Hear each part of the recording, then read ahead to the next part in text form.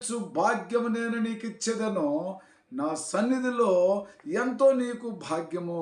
ప్రభువా, ఒక్క దినము నీలో ఉండటం వలన నాకెంతో శ్రేష్టము, ఎంతో అదృష్టమన్నట్టుగా ఒక్క దినము దేవుని సన్నిధిలో నువ్వు ఒకవేళ వెళ్ళి మోకరించితే ఆ ప్రభుని ఆయన నామమును బట్టి, ఆయన చిత్తాన్ని బట్టి నీ కుటుంబం ఆశీర్వదింపబడి, దీవించబడి కాపాడుచున్నది కదా.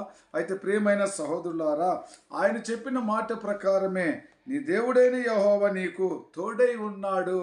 అవును కదా. ఆయన నా సన్నిధిలో నీవు నిలిచి మొరపెట్టినట్లయితే నీ దేవుడైన యెహోవే నీకు తోడుగున్నాడని ప్రభు ఇక్కడ మనకు తెలియపరుచున్నాడు. ఈరోజు ఎంతమంది అయితే మారు మనసు లేని బిడ్డలుగా ఉంటున్నామో, మరి దేవుడి సన్నిధికి వెళ్ళి మొరపెట్టడం వలన నీలో ఉన్నట్టు దుష్టాత్మ వెళ్ళిపోవటం వలన నీలో ఒక మంచితనము ఏర్పాటవుతుంది.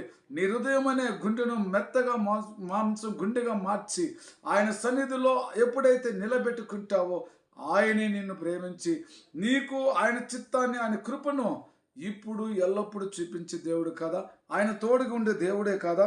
అంతకే కాకుండా ఆయన అంటున్నాడు, నీకు నేను తోడై ఉన్నాను, నీకేమీ తక్కువ కాదంటున్నాడు. నేను నీకు తోడుగా ఉంటున్నాను బిడ్డ, నీకు ఏమి కొరత కాదు, అంత సమృద్ధిగా జరగబోచున్నదని ప్రభువే చెబుతున్నాడు.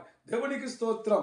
ఈ విధమైన కృప మన తండ్రి అయిన యేసయ్య మనందరికి ఇచ్చుచుండగా మనంతో సంతోషంగా, ఆనందంగా మరి ఒక్కొక్క దినం ఆయన సన్నిధిలో ఉదయాన్నే నీ కుటుంబంలో మరి ఆయన కోసం ఒక సన్నిధి ఏర్పంచు, సాపవై, బైబిల్ పట్టుకో, మోకరించు, ప్రార్థించు.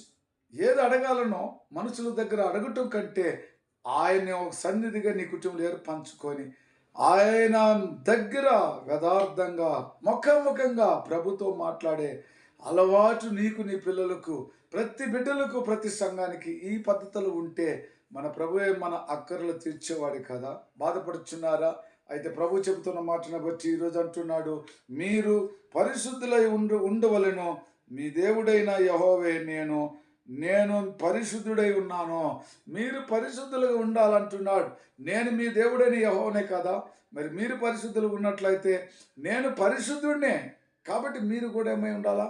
పరిశుద్ధుడిగా ఉండాలని ప్రభు నేర్పిస్తున్నాడు. మరి అలాంటి ఆలోచన ఏ కుటుంబంలో కలిగి ఉంటున్నాం? మనం తండ్రిని రోజు జ్ఞాపం చేసుకుంటున్నామా? మరి ప్రభును జ్ఞాపం చేసుకున్న వారికి మంచి ఆలోచన కలిగి ఉంటారు, నీతిమంతులుగా ఉంటారు. వారి కుటుంబంలో మరి అద్భుతంలో ఆశ్చర్యం జరిగినప్పుడు ఇతరులు కూడా ఆ విధంగా ఉండాలా ఆశపడతారు. ఎన్నో కుటుంబములు ఈరోజు దేవుని సన్నిధిలో మోకరించలేని పరిస్థితిలో ఉన్నారు. వారిని అందరిని బట్టి కూడా మన ప్రభు అంటున్నాడు, ఒక్క దినము నువ్వు నా సన్నిధిలో ఉన్నట్లయితే నువ్వు ఎంతో మరి భాగ్యం పొందుకున్న బిడ్డగా అంటున్నాడు.